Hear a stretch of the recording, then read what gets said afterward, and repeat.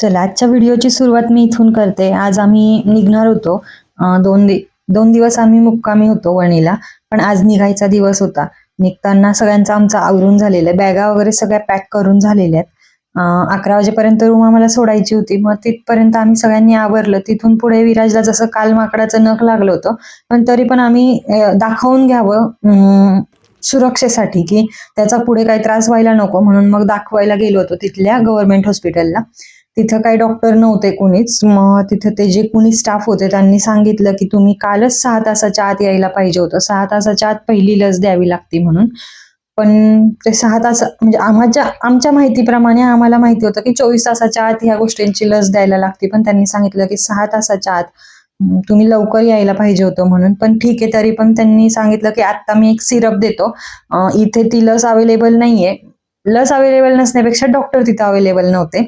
त्यामुळे मग त्यांनी खाली नांदुरीमध्ये जायला सांगितलं. तिथे जाऊन मग आम्ही विराजला ती लस दिली. म्हणजे तुम्ही पण जर अशा ठिकाणी जात असाल ना, जिथं अशी काही जनावरं, माकडं किंवा अजून काही वेगळी जनावरं असतील, तर अशा ठिकाणी जाताना ना एक गोष्ट मला कळाली, की मी आरवीला शॉर्ट ड्रेस घातलेला होता. तिला खाली पॅन्ट नव्हती. गुडघ्यापर्यंतच तिचं अंग कव्हर झालेलं होतं आणि विराजनी खाली जीन्स घातलेली होती. जीन्सच्या आतून त्याला त्या माकडाचं नख लागलं. बरं झालं आरवीला लागलं नाही. जर आरवीला लागलं असतं तर तिला वरच्यावर जास्त लागलं असतं.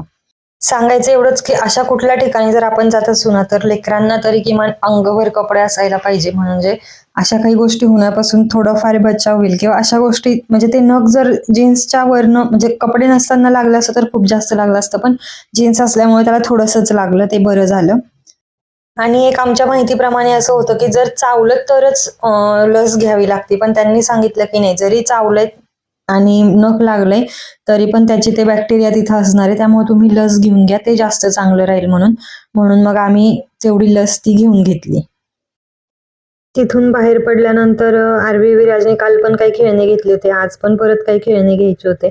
म्हणून मग तिकडे गेलो. त्यांनी काल बघितलेले वेगळे खेळणे ते आज परत घ्यायचे होते. म्हणून मग तिकडे गेलो. ते परत काहीतरी बॉल त्यांनी ते घेतलेच. त्यानंतर तिथून पुढे मग आम्ही पण होतोच म्हणल्यावरती आम्ही पण काही ना काही तर दिसलं की आम्ही पण पुढे झालो. काही गोष्टी थोड्याफार घेतल्या. जास्त काही घेतलं नाही. फक्त बांगड्या तिथे जरा छान वाटल्या, स्वस्त वाटल्या म्हणून त्या बांगड्या घेतल्या. ज्या बांगड्या ऑनलाईन पण आणि इकडे इतर ठिकाणी पण आम्ही 200-200 रुपयाला बघितल्या, त्या बांगड्या तिथे 100 रुपयालाच मिळाल्या. म्हणून मग तेवढ्या बांगड्या फक्त तिथे घेतल्या. बाकी जास्त काही नाही घेतलं. कधी कधी ना अशा ठिकाणी पण काही गोष्टी अशा मिळून जातात ना, म्हणजे इतक्या छान गोष्टी मिळतात की वाटत नाही. जसंच आम्हाला शेगावला पण ना एवढे छान कानातले मिळाले होते. तसे कानातले परत दिसलेच नाही कुठे. म्हणजे इकडे पण नाही आणि गावात पण कुठे दिसले नाही. अशाच लकीली काही गोष्टी खरंच लकीली मिळून जातात अशा काही गोष्टी. त्यानंतर मग तिथून पुढे परत पायरीचं दर्शन घ्यायचं होतं निघताना, म्हणून मग पायरीचं दर्शन घ्यायला परत पुढे गेलो.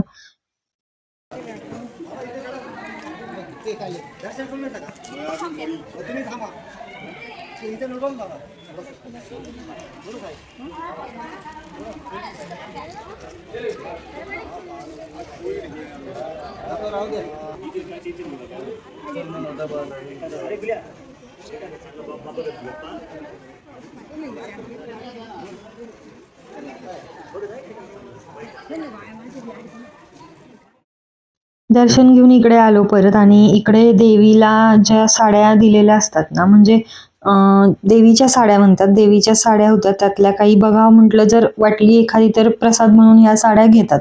मग एखादी जर आवडलीच तर घेऊया म्हणून, पण आवडली नाही तिथे काही एखादी पण, त्यामुळं काही घेतली नाही. मग फक्त बघितल्या आणि तिथून परत निघालो. रूमकडे आलो. बॅगा वगैरे सगळ्या पॅकिंग झालेल्या होत्या. आता बॅगा वगैरे घेऊन निघायचं होतं. संपली ट्रिप, चलो घर पे. हाँ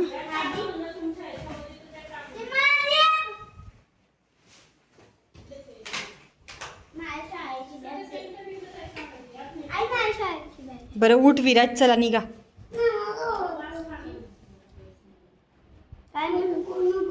गॉगल पाहिजे का? चला. रस्ता बघताय? मला माहित आहे की. अरे अरे अरे अरे अरे अरे अरे अरे अरे विराज,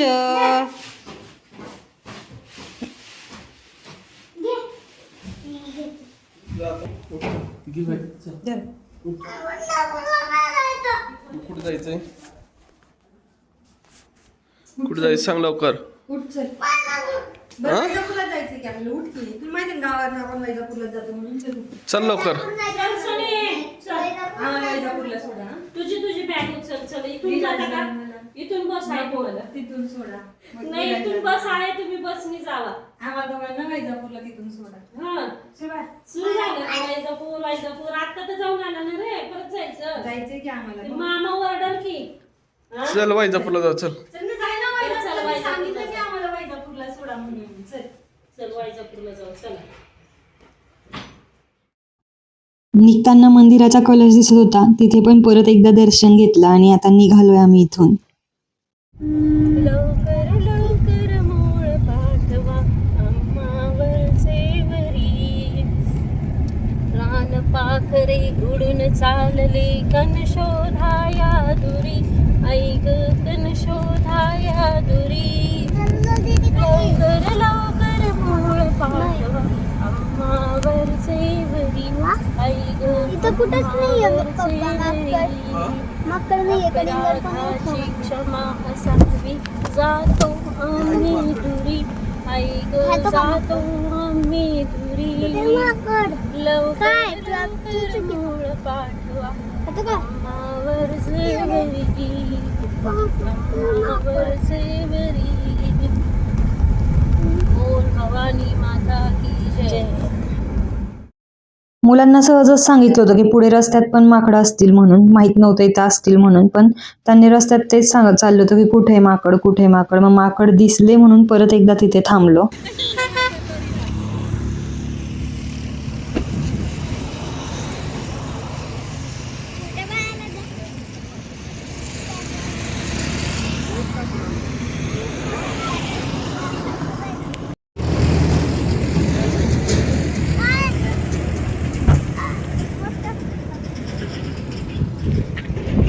बघ ना कशी पोरीला मस्त खेळ खेळतात की नाही ते. जवळ गेले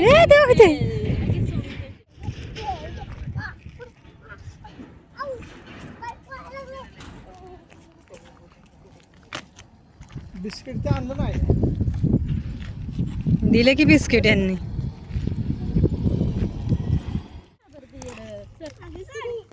हे उचल खालची, उचल उचल खालची.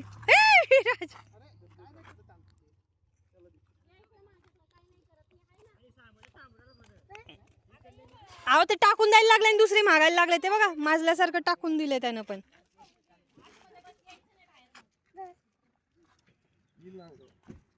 विराज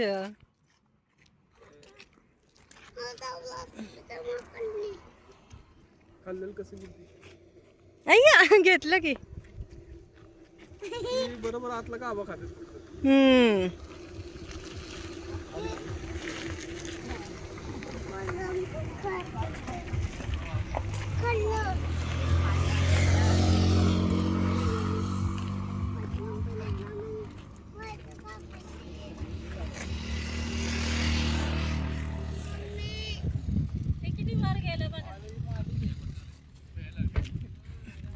त्यांना सगळेच देत असतील ना काकड्या घेऊन.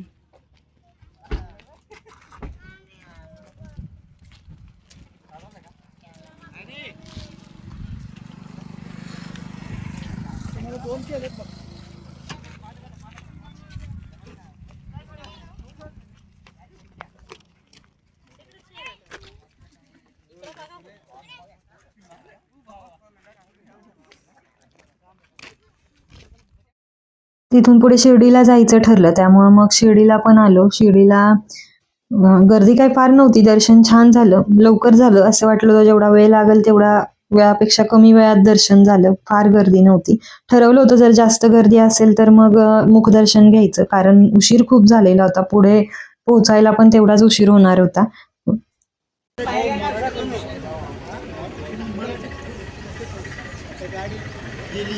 मोबाईल पुढे जाणार नाही. तुम्ही मराठी माणसं आहे, बाहेरचे लोक काय काय घ्यायचं ते तवर घ्या. दर्शन वगैरे झाले. त्यानंतर गाडी पार्किंगला लावलेली होती. गाडी पार्किंगहून आणायला गेले होते, तोपर्यंत तिथं आम्ही उभं होतो. साडी 1-2 साड्या चांगल्या वाटल्या म्हणून आत गेलो होतो, पण त्या लोकांनी एवढ्या साड्या दाखवल्या की विचारायलाच नको. आम्ही त्यांना सांगितलं होतं की आम्हाला काही खरंच साड्या एवढ्या घ्यायच्या नाहीयेत, जर वाटलंच तर एखादी घेतल्या जाईल, पण आम्हाला नाहीच घ्यायच्यात साड्या. पण त्या लोकांनी सांगितलं की बघायला कुठे पैसे लागतात, तुम्ही बघा तर म्हणून. बघितल्या, त्यांनी खूप साऱ्या साड्या दाखवल्या, पण आम्हाला आवडली नाही तेवढी, किंवा जशी पाहिजे तशी पण भेटली नाही. त्यामुळं मग नाही आम्ही त्यातली एक पण साडी घेतली.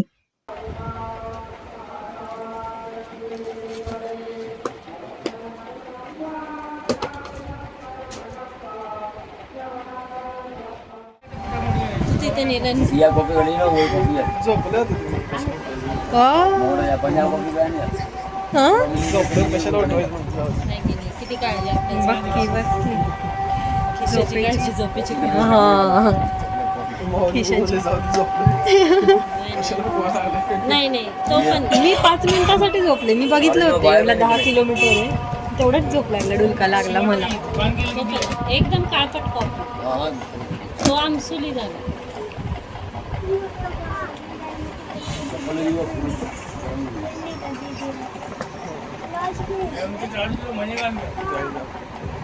वो कौन मानना काळा कॉल असतो ना. तिथून निघालो, पण थोडंसं पुढे गेल्यानंतर एवढी ट्रॅफिक लागली ना की विचारायलाच नको. खूप वेळ थांबावं लागलं, खूप वेळ. म्हणजे कशाही गाड्या लोकांनी मध्ये घातलेल्या होत्या. इकडनं जाणाऱ्यांनी जसा रस्ता मिळेल तसं, तिकडनं येणाऱ्यांनी जसा रस्ता मिळेल तसं. त्यामुळं कुठल्याच गाडीला कुठं हालायला जागाच नव्हती. एवढी ट्रॅफिक पॅक झालेली होती. खूप वेळ आमचा तिथे गेला, त्यामुळे पुढे पोहोचायला पण खूप उशीर झाला होता.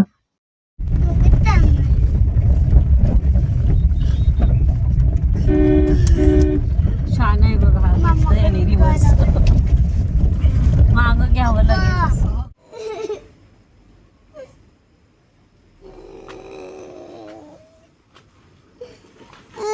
इथे विराज रडत होता, कारण त्याला मामाकडे जायचं होतं. आम्ही वणीला गेलो नाशिकपासून. तिथून मामाचं गाव जवळ होतं. त्याला वाटलं, म्हणजे विषय झाला असाच की जवळ, तर त्यानं तेवढं ऐकलं आणि तेवढं लक्षात ठेवलं की इथून जवळ आहे म्हटलं, तर त्याला मामाकडे जायचं होतं. तेवढ्यावरनच तो रडत होता. पंढरपुरात पोहोचलोय हे कळालं की तो रडायला लागला होता. कसं बसं त्याला नादी लावलं आणि शांत केलं. चला तर मग आजचा ब्लॉग इथंच थांबवते. भेटू परत उद्याच्या एका नवीन व्हिडिओमध्ये. तोपर्यंत बाय.